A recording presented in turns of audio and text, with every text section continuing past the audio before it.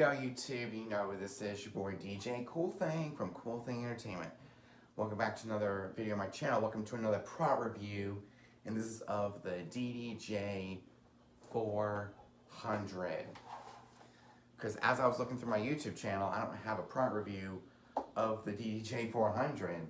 See, this is good for any beginner DJ. It's good for the pro DJ, intermediate DJ who's been DJing for a while and wants a backup controller, a practice controller, something they can take with them on the road for practicing or whatever. You know, it's perfect for that. Where their main controller can't, you know, especially with the SR2, it needs its own power source to power everything up. And, you know, this is where just plugging into USB is perfect. I can run a 100% battery powered setup with the DDJ 400. We've seen a lot of product reviews of the 400. It's the most popular smaller controller out there, a medium-sized controller for a lot of a lot of beginner DJs who want to start DJing but have nowhere to start. It's also good for a lot of experienced DJs who want a secondary controller, backup controller, practicing controller.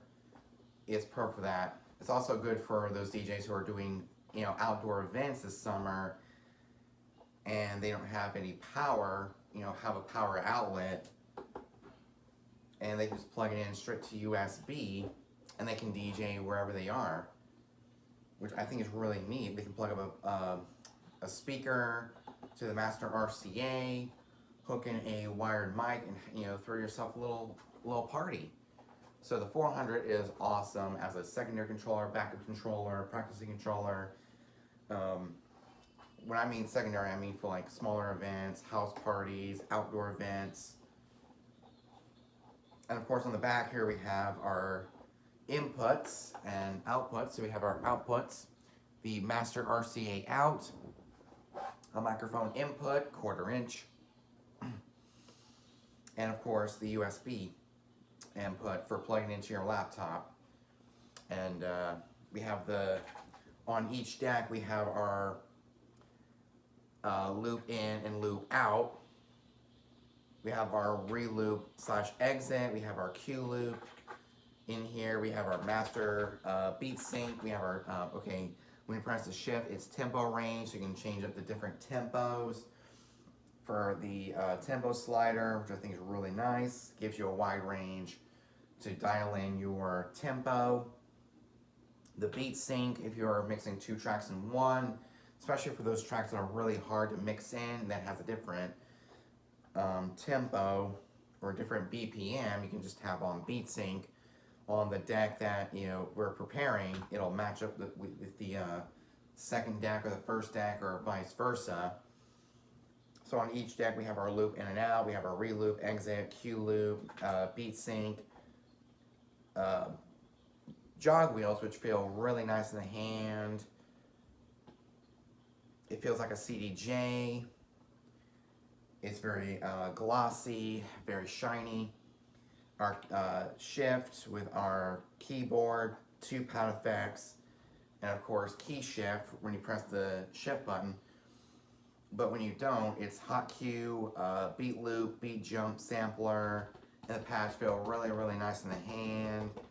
They feel really nice to the touch. Our cue button as well as our back button, play pause button, tempo sliders on each deck. Same thing with the deck 2, pads, cue, play pause, our loop buttons right here, in and out, re-loop, cue / loop, beat sync, tempo slider, jog wheel. In the mixer section we have our headphones, mixing as well as like going to the cue as well as the master. Our level, which is our volume for the headphones, so it doesn't sound too loud, so we can still hear our PA system. And of course on each deck we have our trim, we have our high, mids, and lows, which is our EQ. We have our low and high pass filter for cutting out one song and going to the next. Gives you enough time to turn it down, makes it sound smooth. We have our master level, which is our Q button here, our pad effects for deck 1, deck 2, or the master, which is both decks 1 and 2, and of course your volume, your level, as well as your depth for how far you want your effects to go. Your up faders, cross fader, our release effects on and off. It's a great looking controller, and I have used it at the office. I use it at my grandma's house. I use it at I use it at hotels. I used it. I haven't used it at a gig yet, so I haven't had a gig since we got the DDJ 400. So the DJ 400 is really good for practicing, prepping sets, smaller events, outdoor events. I guess the outdoor events kind of fall into that same category, smaller events, like outdoor events, smaller house parties. It's also good for wedding ceremonies. Just plug up the DJ 400, open up record box with your ceremony music in there, and you're good to go. A nice battery-powered ceremony setup, which I think is really nice, especially if you have a battery-powered PA speaker.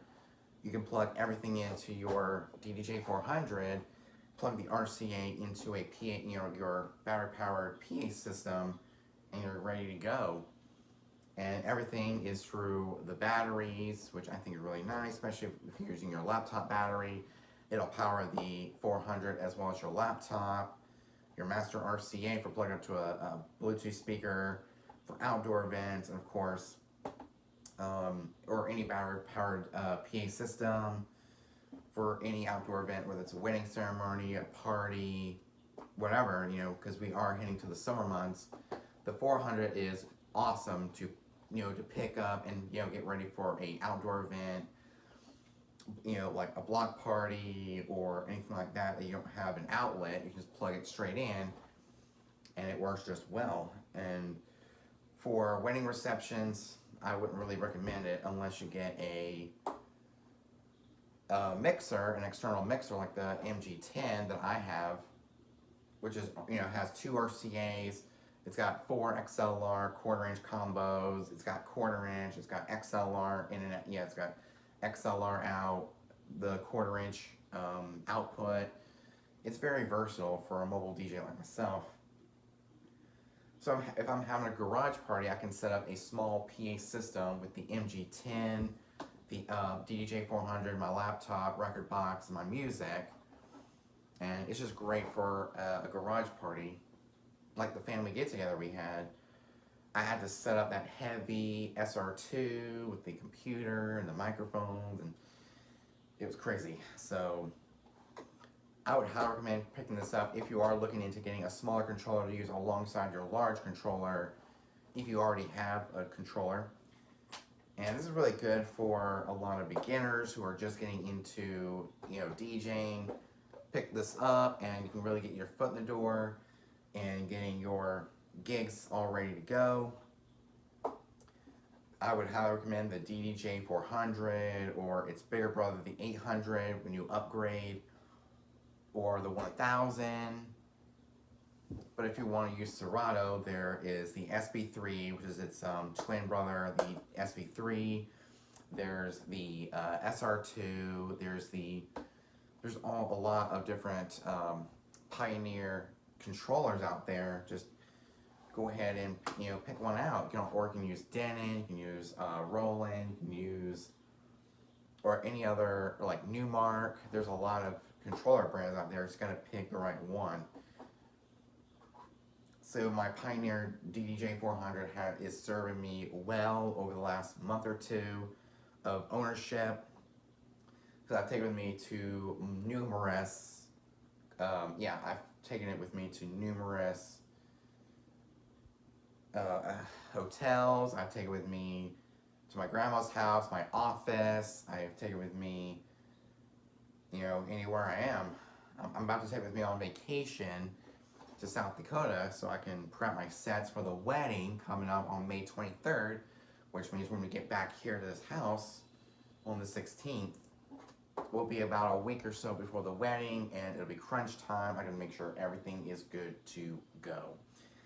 So I'm also going to be using this for smaller events like the Kids Camp Family Night. And I might even use it for maybe 4th of July. I might have to bring the SR2 for that, since I'll be using one of my JBL Eon 612s. With this, I have to bring the mixer, and I mean, this is a good controller for a lot of smaller events and stuff. So I'm really impressed with the DDJ 400 and what it's come out to be. I've gotten used to the layout, I've gotten used to the buttons, I've gotten used to the software, which is Rekordbox. I think that's what I'm going to start doing. I'm going to start using it with Rekordbox, not Algorithm DJ. I'm not going to use it with Virtual DJ. I'm not going to use it except for Rekordbox. And with the SR2, I'm going to use Serato, since it's all native, it's plug and play, don't have to worry about anything else, and I can get the natural feeling of the controller. So this is a good Rekordbox controller, great layout.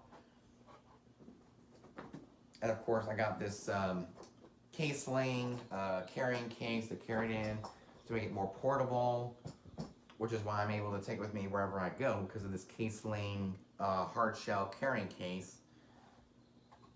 See, I was thinking about a flight case for this thing, but that kind of defeats the purpose of this thing being portable as a backup controller, a side gig controller.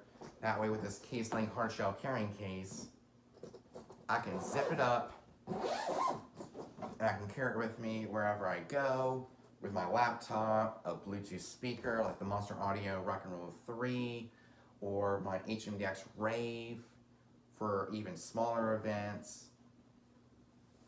you know, and so on and so forth. So this is an awesome controller that I highly recommend picking up. So I hope you guys enjoyed that little product review of the DDJ 400. Make sure you like, comment, subscribe, hit the notification bell so you get notified after I upload a brand new video. Till next time, your boy DJ Cool Thing from Cool Thing Entertainment out. Peace.